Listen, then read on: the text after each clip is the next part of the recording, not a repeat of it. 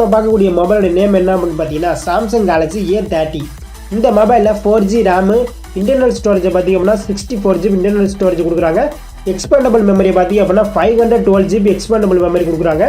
சிப்செட்டை பார்த்திங்க அப்படின்னா mediatek dimensity 700 கொடுக்குறாங்க. ஸோ ப்ராசஸரை பொறுத்த வரைக்கும் போதுமானது அப்படின்னு தான் சொல்லணும்.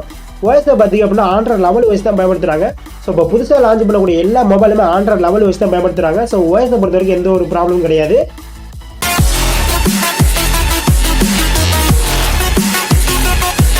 ஸ்க்ரீன் சைஸை பார்த்தோம் அப்படின்னா 6.48 inches கொடுக்குறாங்க.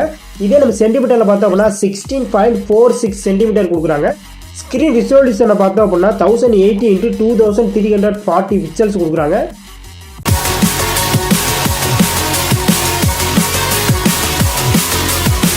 மொபைலுடைய ஹைட்டை பார்த்தீங்க அப்படின்னா 164 mm, வெயிட்டை பார்த்தீங்க அப்படின்னா 205 grams இருக்கும் அப்படின்னு சொல்கிறாங்க.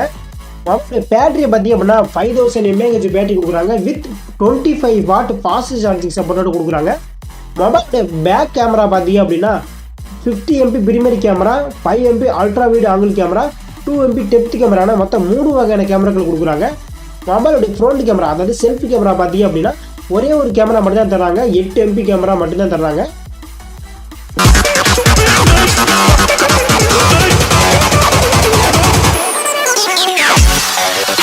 மொபைலில் ஃபிங்கர் பிரிண்ட் சென்சரை பார்த்தீங்க அப்படின்னா மொபைலுக்கு சைடில் கொடுக்குறாங்க. கடைசியாக இந்த மொபைலோடைய ப்ரைஸை பார்த்தோம் அப்படின்னா அவங்களே அஃபிஷியலாக இந்த அமௌண்ட்டில் தான் லான்ச் ஆகும் அப்படின்னு அவங்க மென்ஷன் பண்ண கிடையாது.